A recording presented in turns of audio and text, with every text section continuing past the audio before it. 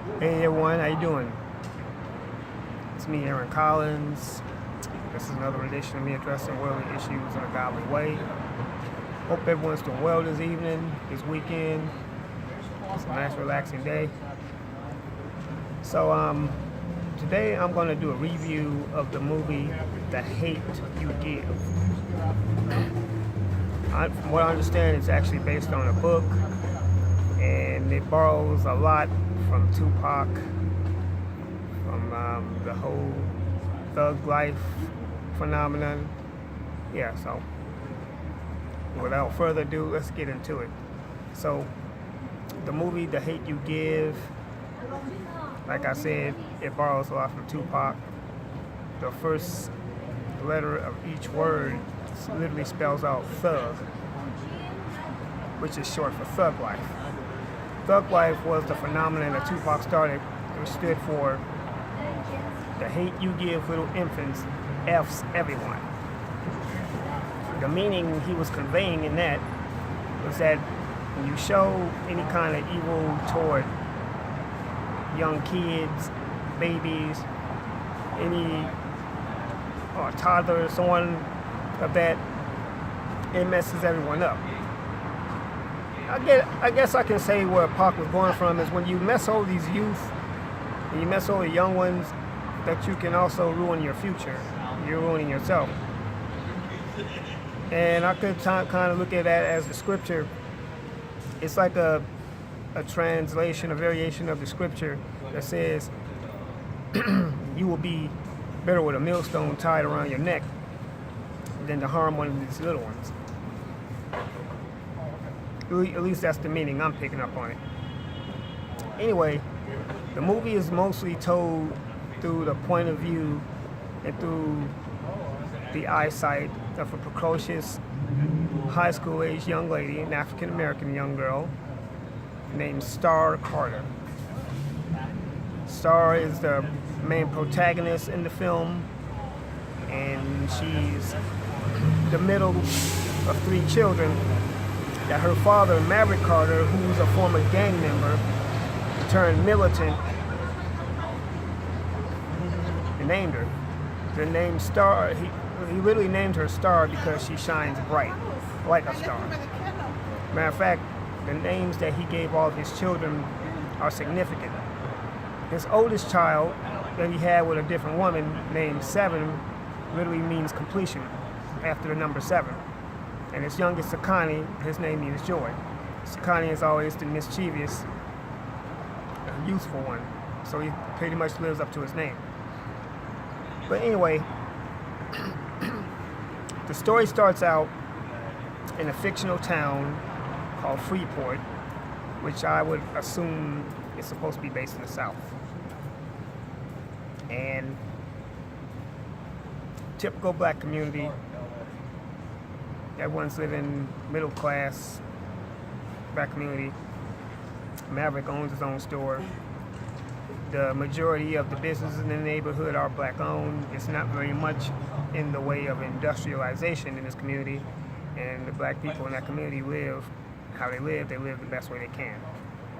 So, Stars, I guess her age is not really given, but I can assume she is maybe 15, 16 years of age. She's in high school. Typical black girl that's into boys, fashion, trendy things, and such and such. However, the school that she goes to is a school mostly attended by rich, preppy white kids. So she's assumed that she can't relate to the typical black experience. And also that she mentioned she also has a white boyfriend, which is another symbolism that they literally slipped into the movie to go along, to coincide with what's going on today, the whole interracial campaign.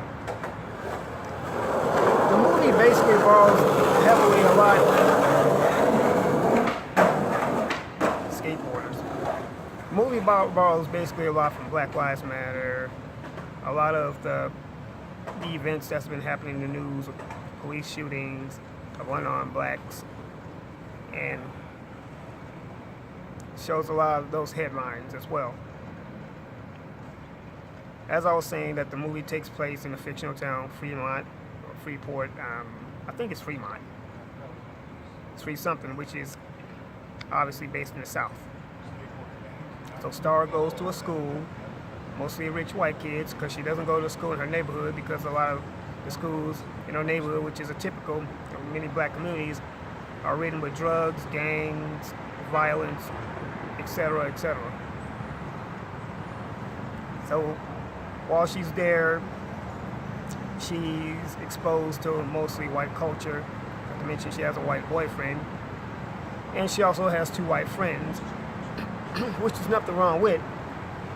But a lot of times, at a lot of these places where you're mostly around white society, white culture, you don't really know much about your own culture. However, the neighborhood she lives in is predominantly black. Her father, like I said, is a former gang member, former militant. He teaches his children the 3-point platform. The 7-point platform from the Black Panther Party. Teaches them how to deal with the police. So, from an early age, Star gets the training that she's going to need in the world, as I'll talk about coming up. So Star is at school with her friends, 2 white girls named Haley, and I forget the other one's name. But Haley sticks out for the most part. She's one of those typical white people who tries to fit in with black culture, tries to be cool. And a lot of times, as is seen, as shown with the children, with the young people who go to that school, who try to fit in and be cool with black people, they think that they're not being racist, but a lot of times their racism comes out because a lot of times they're exhibiting the undesirable behavior, which is usually associated with black culture, like speaking in extreme slang and doing all the colloquialisms and the behavioral tics that comes with so-called being cool black culture. So Star, anyway, let me try to wrap this up, go fast with it. While Star is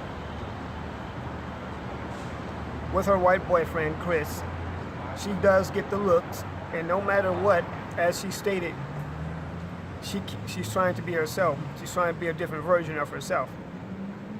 The movie's told mostly through her eyes, and she's saying that how when she's at the school she goes to, she's not black enough, and when she's at home, if she goes, she's basically broke it down. When the white kids speak slang, they're being cool. When the black kids speak slang, they're being hood. And she states that when she's at home, they say she acts too white. When she's at school, she acts too black. Bottom line, she's pretty much having a hard time trying to fit in herself.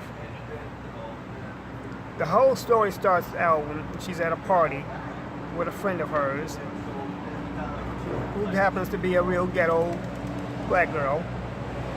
And she's also the sister, a biological sister of her brother, Seven, who's from a different mom.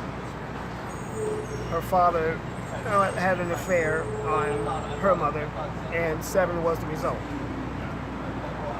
But let's move on. So she's at the party with her, and her friend Kenya tries to get her to indulge in some ratchet behavior, wants her to help her beat up another girl that she doesn't like. But Star doesn't do it, and they wound up not fighting the girl. But, however, Star gets to herself and happens to see an old boyfriend of hers, an old crush that she had, handsome young black kid named Khalil. Looking at Khalil, she sees that Khalil has seemingly done something for himself. He's dressed flashily. He's got a nice car, diamond earrings in his ears. They embrace each other, glad to meet each other, and then she leaves the party with him. While they're in the car, he breaks down to her what the word thug means. He plays Tupac's music, which is basically what this movie is pretty much based off of and mainly influenced by Tupac's music from the 90s. He claims that Tupac was the truth, and he breaks down what thug life means. Once again, the hate you give, little infants, F's everybody. I'm not going to say what the word F means. I'm sure you can figure that out. While in the course of him talking to her and they rekindling their friendship, he pulls out and goes over 2 lanes. It's right at that moment the police get behind them and pull them over.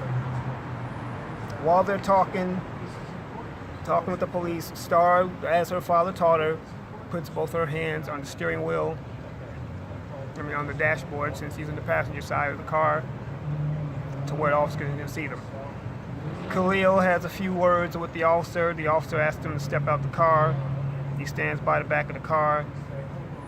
Khalil at this moment is being resistant to the officer's commands, but yet he still complies with the officer and still stands at the back of the car. However, he walks back to the driver's side and reaches inside at the behest of Star, who tells him he needs to get back and do what the officer tells him.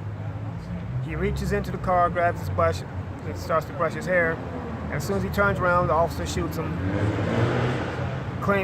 thinking that he had a weapon. Now, here's what we're going to say. Back to the fact that he was wearing flashy clothes and earrings and stuff like that. We find out later on that Khalil was in fact working for the local drug kingpin named King, who her dad also used to work with. They were known as a group called the King Lords, which is the local gang there. All right, so back to Khalil.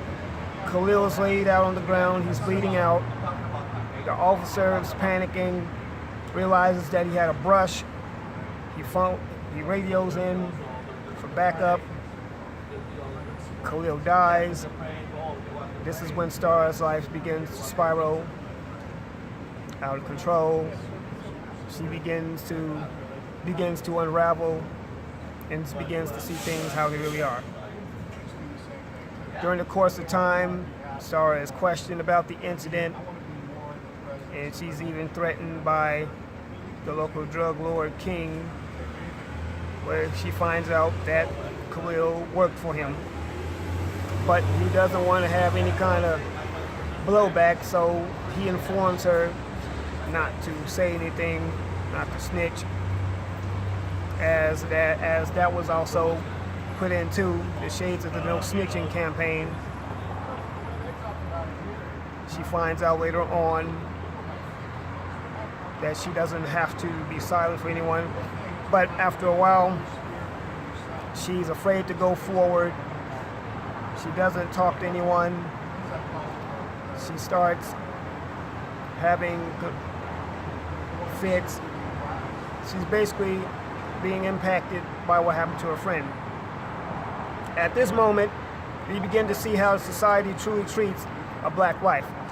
See, black lives are really explored in this film, and during the course of action, while she's putting stuff on Tumblr about the incident, she shows pictures of past shooting victims, past victims of police violence, such as Tamir Rice, Sandra Bland, and of course Emmett Till. However, her friend Haley approaches her and tells her that she unfriended her because of the pics. She also begins to side with the police officers who shot and killed Khalil, which is typical of white society that we live in. They tend to think that when an officer shoots an unarmed black, that they were just doing their job, they feared for their life, and that everything they say, they're always decorating the officer and vilifying the victim. They talk about the fact that where the victim came from, the neighborhood he lived in, what he did, how he got in the position he got in. And Star explains this to herself, but it seems to fall on deaf ears because, like the media usually does, they demonize black shooting victims of police brutality and any police misconduct, they never seem to find the officer at fault. Now, whether the officer was a rookie doing his job, whether he was in the course of doing his job, the fact remains that there is a gray area within the police department. He acted unprovoked, didn't really bother to assess the situation, and without hesitation, he made the wrong decision. Now, with the recent shootings of Botham Jean in Dallas, Texas by Amber Geiger, and the conviction and the awaiting sentencing Jason Van Dyke, who was the officer that killed Laquan McDonald in Chicago, my hometown, and that's something that I take seriously. This movie comes at a proper pace. It comes right on time, because we still have incidents that happen like this in black communities. Star is experiencing in her young life how society truly is. She sees an incident where she's out with her family and sees King standing outside with a couple of his goons, because between that, Star actually went and spoke to a news team about the incident, and as usual, this is a white news team, and they wanted to pick her brains. They wanted to mostly talk about what happened to Khalil. They wanted to mostly talk about what put him in the position instead of talking about the officer that shot him. And this is typical of how the media is today when it comes to black life. They want to talk about, well, why did this person get shot? They want to talk about what they did for a living, as if that justifies them not being alive. And this is one of the things that we fall out. Rather, we fall out with the society as it is today.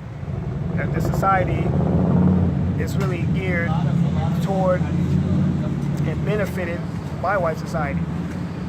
Then at school, while they're having a day of tribute for Khalil, while the white students in the school just use it as a day just to be out of school, they think that they're commemorating and getting everyone to remember Khalil. A lot of them didn't even know Khalil, and therefore they're just using the day as an excuse to be out of school. Where white society comes out, they think once again that they're helping the cause. They think that they're relating to black culture. They want to talk black, they want to use all the black slang, but at the same time maintain their white privilege. Now, one time did any of them even come forward to say to help change these laws and help curtail these police officers that open and use violence and use deadly force as their end-all be-all.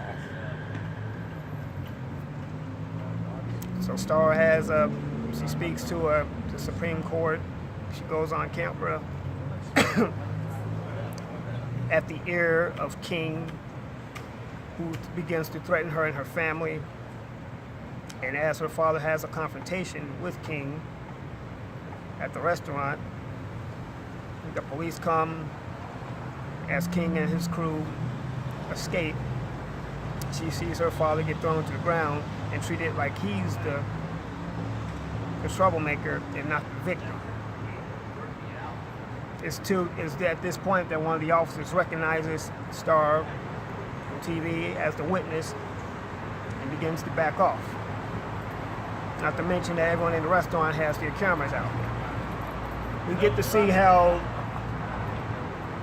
the police don't like to have cameras on them when in the process they try to intimidate people with their cameras when it's actually a constitutional right to record an officer in the course of their action.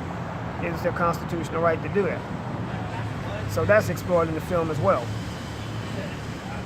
While Star is traumatized and getting to see society for how it truly is, she sees her younger brother crying, and she goes to comfort him. After a while, Star gets threats where she has to move. Her family have to temporarily move with her uncle.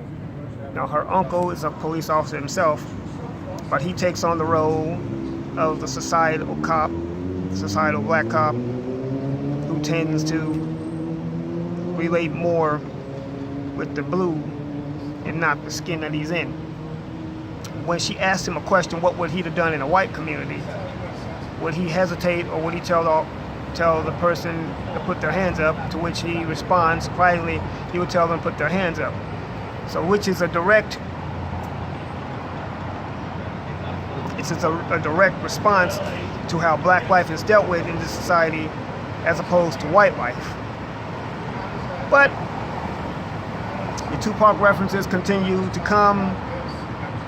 After a while, the final run-in with King and his crew is at the end after a protest turned awry, and the community stands off with the police.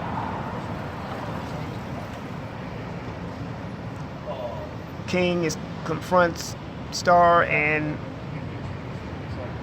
her family at her dad's store. Police show up on the scene. Sakani, panicking, pulls out a gun. Her younger brother pulls out a gun to hold King at bay. Police show up, they point guns. And this just shows how many of the police officers have a big game hunter mentality. And I've said this before, when it comes to black life, they're so quick to want to open fire. Now, whether these officers are in the course of their job, the hate you give gives a broad view of how society deals when it comes to black life, white life, and everyone else in between.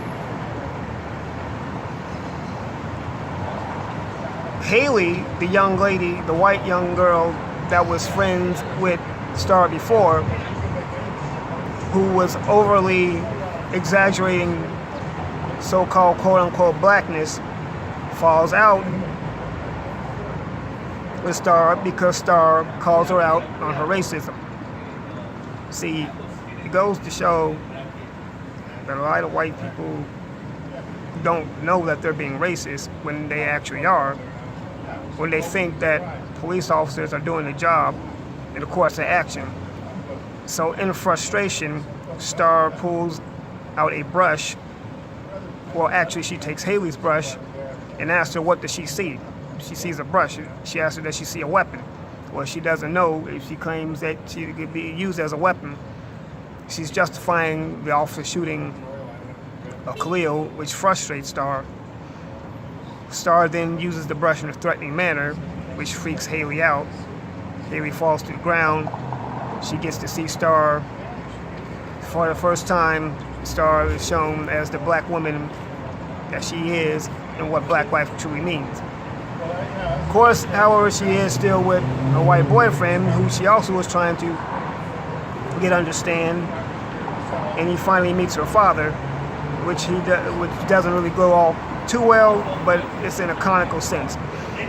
But the movie started out pretty interesting, and it went also pretty interestingly as well. Has a lot of unanswered questions, but for the most part, The Hate U Give is pretty much a look into how black life is, news headlines, and everything else within the black community. So anyway, everyone, let me know what you think about this. Hit the likes up, let me know what you think. Hit the bell icon, be notified, like, comment, follow me. Support the channel at paypal.me/Roland Collins.